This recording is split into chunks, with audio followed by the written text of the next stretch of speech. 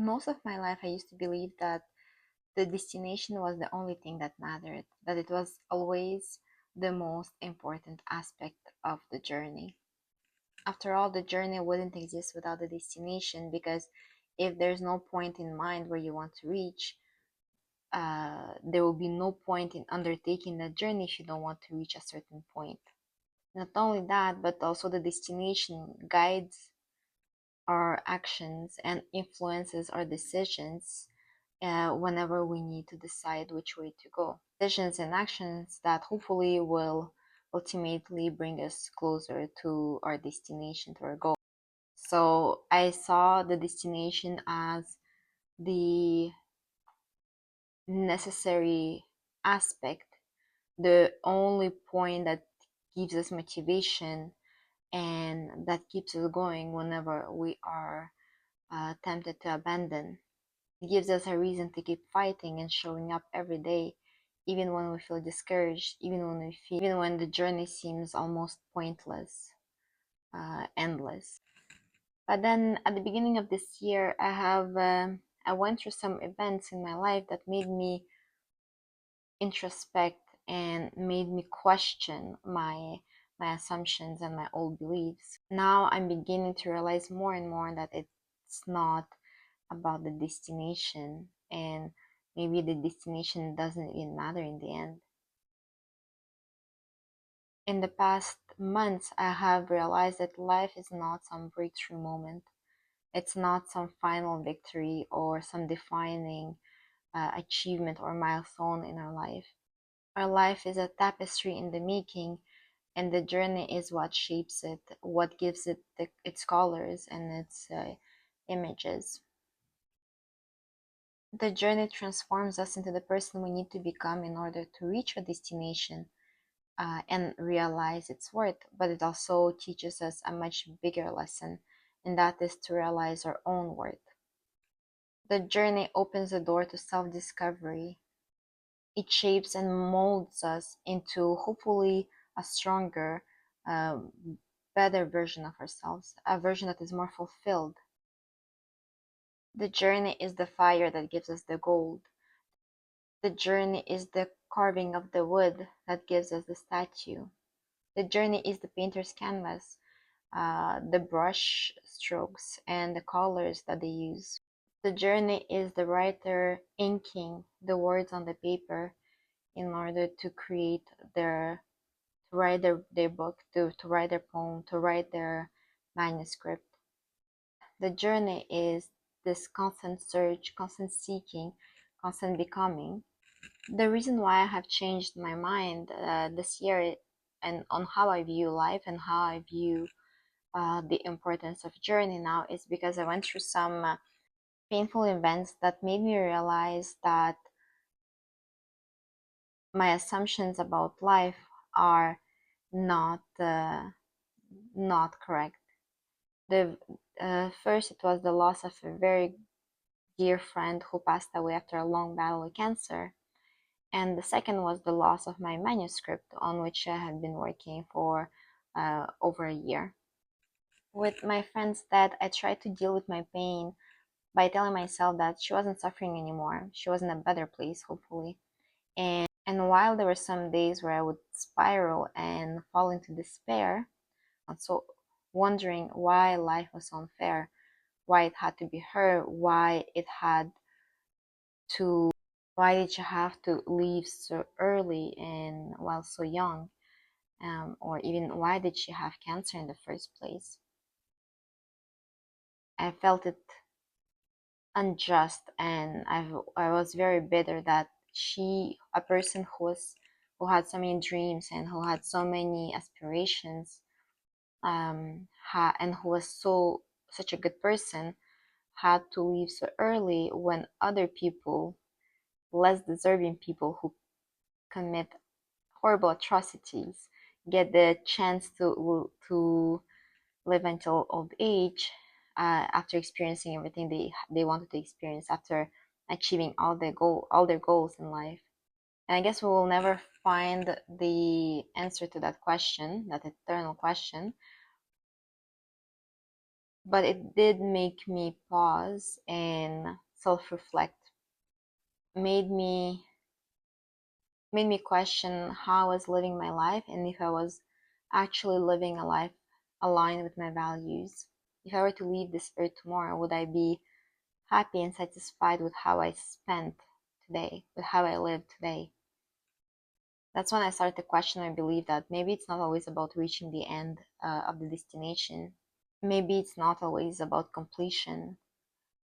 Maybe it's simply in the shaping of your life through daily actions, in the shaping of who you become every day with your decisions and your actions, and what kind of impact do you have with those actions, with those decisions. My friend left this world too young, leaving behind parents, grieving parents, and family, and friends, and loved ones. But does that mean that her life wasn't finished because she didn't get the chance to reach a certain milestone or didn't get the chance to complete and achieve all her goals? Does her life somehow has less value than someone who had the chance and had the time to accomplish everything they set out to do in this life? And of course, I realized that the answer is no. Her life will always be valuable. She always tried to be understanding and forgiving. She never spoke ill of anyone, even people who hurt her. I was the angry one. I was the harsh one, always telling her to not tolerate the ill treatment, to not um, to not be so forgiving, and maybe even to give people their due. Even when her cancer returned, she was after it had been in remission for almost over a year, she faced it with goodwill and grace. She said she didn't regret anything and she didn't want to be angry. She didn't want she didn't want to spend her time and energy complaining um, and wondering why her, or even complaining why again after everything she went through the first time, why did it have to return again? And honestly, I think she was too good for this world because she never, she always wanted to be grateful, never asked for anything in return, and always wanted to give. I was angry on her behalf, with God, with life, with how unfair everything was. Um, and sometimes even with her, because I felt that even behind her smile and her positive attitude, she had somehow surrendered and given up. When she was gone, the pain was brutal, but it was also a wake up call to my own life. I started asking myself the hard questions and holding myself accountable on how I was spending my days, where I was investing my time and energy, um, and whether I was being diligent with my words and my action, and if I were actually were I keeping my promises to myself. And you would think that after this, I would immediately change my life for the better and take stronger resolutions to follow my dreams and follow my goals. But fortunately, that didn't happen. After the pain became more bearable and became uh, more dull, I simply went back to my old routine.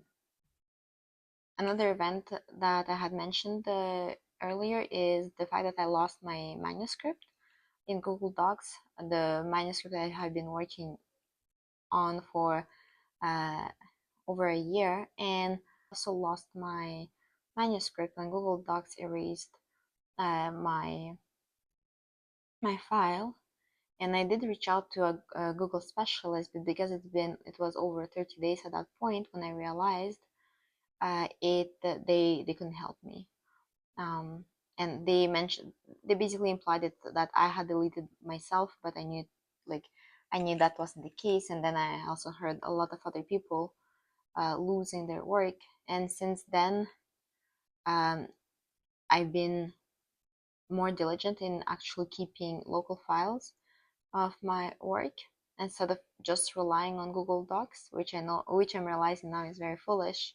Why I'm bringing this up is because losing the manuscript felt like a sign that I should give up writing and that I'm not meant to be a writer, which is very stupid because what, like my mom said, it's not because you have an accident and you break your legs that you will decide to give up walking. Once you recover, you will start walking again, and that I should apply the same attitude towards my book.